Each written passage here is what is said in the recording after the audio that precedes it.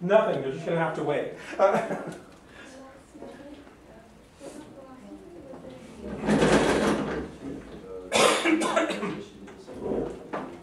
don't know why I'm sitting in this chair. I should have used the rolling one. But, all right, so you guys look ready. So all right, so what's your song? The title of our song is "Let's Go Away." Yes. All right. Fantasy and romance. Well done. All right. You ready? Okay. You guys can do it like AABA or however you want to do it. First day. We wrote this in mind with the Prince falsetto voice, but we'll do our best. So, Oh, you're singing it. Oh, okay. Okay. baby, I can take you another day. Wanna hold you in my arms. Can't see us in the city anyway. Wanna make love in a barn. Okay. She's not singing. She's not singing, but go on. She'll read it. Yeah, I'll read it. Let's go away to another place far away over the day. Okay. Want to get away to stop some fun. We can chill all day under the sun. Okay. Let's go away, let's take a retreat. Don't worry, babe, we've got the heat. Oh, okay. All right. All right. Okay. All right. Okay. Let's hear it. Are we all there or do notice it? Write it. Yeah, they're ready. Okay. I know what it is. What's your song called? She's so fine. Okay. Go for it. She's so fine, I want to call her mine. Even looking from a distance, she's still a dime. Okay. She's so fun. She makes my heart skip a beat. Her smile so sweet, and I can't wait to meet. Out of my league, but all in the league as well, chase, so let's go do this. Okay. She's so fine, I think she's divine. I want to hold her close and call her mine. Okay. That works. It works. Nicely done. Okay. What's your song called? Romance is a dance. Okay then. All right. Let's hear it. Romance is a dance, it's like the tango. My time spent with you is sweet like a mango. Romance is a dance, it's like the salsa. Dancing with you is fire like lava. Okay. The chemistry between you and me forever and ever like the starry sea. Romance is a dance performed as a pair, locked in the waltz together with a bond to share. Okay. Nicely done. All right. And what's your song title in the back? Money in my hand. Ooh. All right. So money in my hand, I want to buy clothes. I walk to the store and it's empty and closed. Money in my hand, I need to put it in bags. I think it should be green, just like Mr. Krabs. SpongeBob reference. All right. B. Built it from nothing, I'm still on the wall. I might go grab a honey, I found her on Bumble. Oh, okay. Nice. Updated. Ooh, some modern social media references there. Good. Yeah. Good stuff. Well done, everybody. You have definitely got the idea of it. Okay, and that's going to be good because your midterm paper, like the midterm writing assignment, is going to be about AABA form because it's such a pervasive part of the first half of the 20th century, really. So it's important to understand it because even like these days, even modern songs, really you can think of still some of them anyway being in this form because the first A you could think of as verse 1 followed by the chorus, verse 2 followed by the chorus, and then what would the B be called? A bridge. The bridge. Yeah.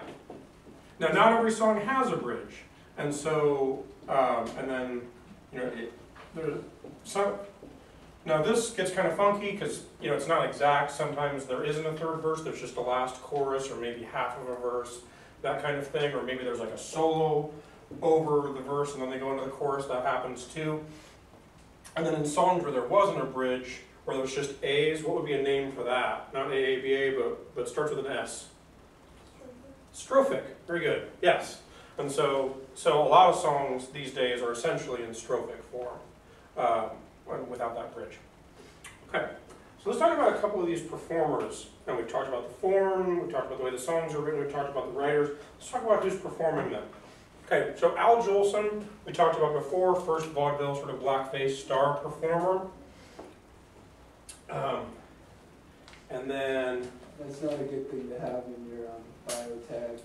Yeah, well, he thought so then. It's certainly not... yeah, I mean, I agree with you.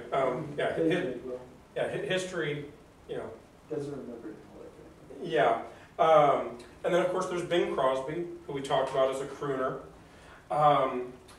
And then there's Ethel Merman, who sang in that belting style, where, like I said, using her chest voice, but using her falsetto, but with the same power as her chest voice.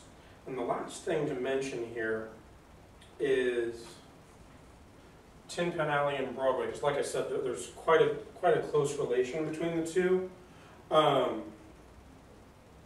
So a lot of these songwriters, like I said, wrote between the two world wars. So really between 1918 was when World War I ended, and then 1941 when the U.S. entered World War II. And so there's a couple different things that a lot of these writers were writing for. You had these yearly shows called The Scandals, The Follies, and The Princess. There was a guy named Ziegfeld, and so it'd be like the Ziegfeld Follies of 1934, the Ziegfeld Follies of 1935, like that. And then there was a guy named George White who produced these. It was like the George White Scandals of 1929, of 1930, et cetera, et cetera. So along with the writers we talked about, Irving Berlin, Cole Porter, and such, you also started to have songwriting teams. Of course, George Gershwin, that we talked about, often wrote music while his brother Ira wrote the lyrics. Have any of you seen The Sound of Music? Curiosity film? Okay. What's that? I feel like I have. Yeah, you probably have. It's one of those things where it's just in the air. It's like The Wizard of Oz. Even if you don't remember seeing it, you have. I think most of the time. So we're ways away from that show being written, but these two teams, so there's Oscar Hammerstein and a guy named Jerome Kern, Oscar on lyrics, Jerome Kern on music, who wrote a number of successful shows like Showboat. And then Richard Rodgers and Larry Hart wrote other shows that were successful, including a lot of the jazz standards that I mentioned. But eventually, I think he retires, and then he passes away sort of early, and due to alcoholism, if I remember correctly. And then Richard Rodgers and Oscar Hammerstein team up, and then that's how we get Sound of Music, Oklahoma, and all the shows they wrote together. One could say they still have kind of an influence on musicals today, because even today, the way they wrote stuff and the structure they created is so definite that people have to even now sort of consciously decide, I'm going to follow that or I'm not going to follow that. It's that pervasive.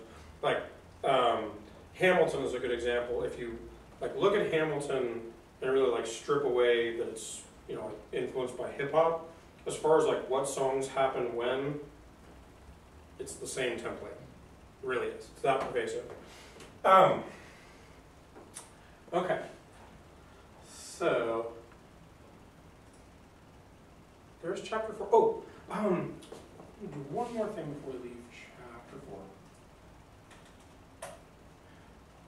If you would please, you can either just Google cover versions of or go to secondhandsongs.com. There's a couple of fun sites that we're going to visit while we're in this class.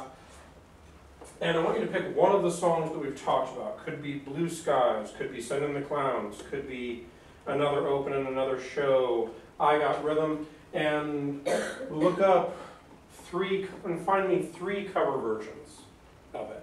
Okay?